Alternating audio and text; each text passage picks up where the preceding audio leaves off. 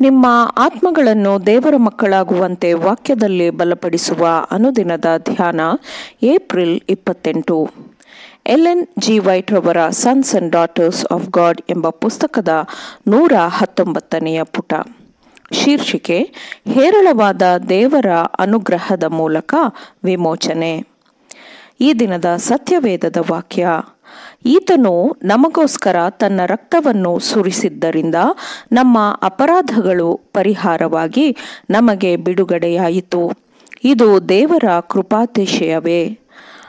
ಆತನು ರಹಸ್ಯವಾದ ತನ್ನ ಸಂಕಲ್ಪವನ್ನು ನಮಗೆ ತಿಳಿಯಪಡಿಸುವುದರ ಮೂಲಕ ವಿಶೇಷವಾದ ಜ್ಞಾನವನ್ನು, ಬುದ್ಧಿಯನ್ನು ಕೊಟ್ಟು ಆ ಕೃಪೆಯನ್ನು ಇನ್ನೂ ಹೆಚ್ಚಾಗಿ ನಮಗೆ ತೋರಿಸಿದ್ದಾನೆ. ಎಫೆಸದವರಿಗೆ 1ನೇ ಅಧ್ಯಾಯ 7 ಮತ್ತು 8ನೇ ವಚನಗಳು. ಈ ಲೋಕ ಜೀವನದಲ್ಲಿ ನಮ್ಮ ಶ್ರಮಗಳು ದಾರಿ ತಪ್ಪಿ ಹೋಗಬಾರದು ಮತ್ತು ನಮ್ಮ ಜೀವನವು ಕಳೆದು ಹೋಗಬಾರದು ಎಂದು ನಮ್ಮ ಮಾನಸಿಕ ಶಕ್ತಿಯನ್ನು ಉನ್ನತೀಕರಿಸಲು ಮತ್ತು ಉತ್ಕೃಷ್ಟಗೊಳಿಸಲು ಕ್ರಿಸ್ತನು ಈ ಲೋಕಕ್ಕೆ ಬಂದನು. ಸತ್ಯವನ್ನು ಶ್ರದ್ಧೆಯಿಂದ ಹುಡುಕುವವರನ್ನು ಬಲಪಡಿಸಲು ಯೇಸುವು ಈ ಲೋಕಕ್ಕೆ ಬಂದನು. ತಂದೆಯನ್ನು ಪ್ರಕಟಪಡಿಸಲು ಆತನು ಬಂದನು.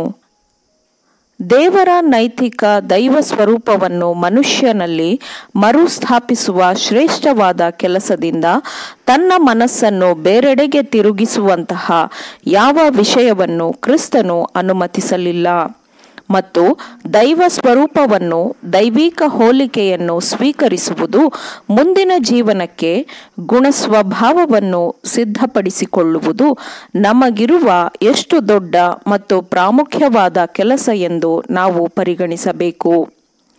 ನಮ್ಮ ಕ್ರಿಯಾತ್ಮಕ ಜೀವನದಲ್ಲಿ ವಿಶೇಷವಾಗಿ ನಾವು ಪರಲೋಕದ ಸತ್ಯಗಳನ್ನು ಸರಿಯಾಗಿ ಸೂಕ್ತವಾಗಿ ಅಳವಡಿಸಿಕೊಳ್ಳಬೇಕು.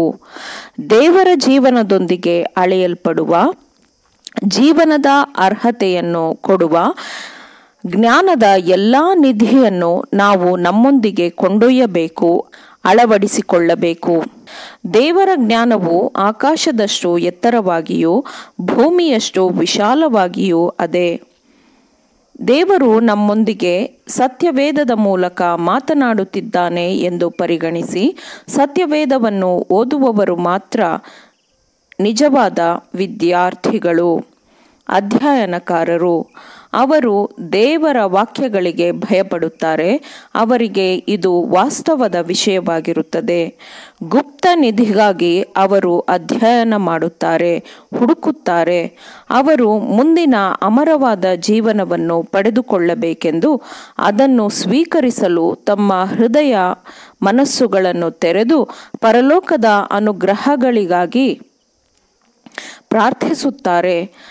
ಪರಲೋಕದ ಜ್ಯೋತಿಯನ್ನು, ಬೆಳಕನ್ನು ಅವನ ಕೈಯಲ್ಲಿ ಇರಿಸಿದಾಗ ಅವನು, ಅಂದರೆ ಮನುಷ್ಯನು, ತನ್ನ ದೌರ್ಬಲ್ಯ, ತನ್ನ ಅಸಹಾಯಕತೆ, ಬಲಹೀನತೆ ಇವೆಲ್ಲವನ್ನು ನೋಡುತ್ತಾನೆ. ಹೌದು, ನೀತಿವಂತಿಕೆಗಾಗಿ ಬಯಸುವ ಮನಸ್ಸು ತನ್ನ ದೌರ್ಬಲ್ಯವನ್ನು ಕಾಣುತ್ತದೆ. ದೇವರಿಗೆ ತನ್ನನ್ನು ತಾನು ಶಿಫಾರಸು ಮಾಡುವಂತಹ ಗುಣವು ತನ್ನಲ್ಲಿ ಯಾವುದೂ ಇಲ್ಲವಲ್ಲ ಎಂದು ಅವನು ಮನಗಾಣುತ್ತಾನೆ.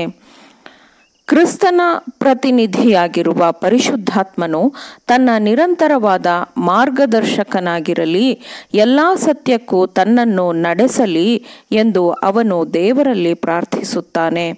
ಕೃಪೆಯ ಈ ಜೀವನದಲ್ಲಿ ಬೆಳಕಿನಲ್ಲಿರುವ ಪವಿತ್ರರೊಂದಿಗೆ ಜೊತೆಗಾರರಾಗಲು ಪಡೆದುಕೊಳ್ಳುವ ಸಕಲ ಜ್ಞಾನವು ನಿಜವಾದ ಶಿಕ್ಷಣವಾಗಿರುತ್ತದೆ.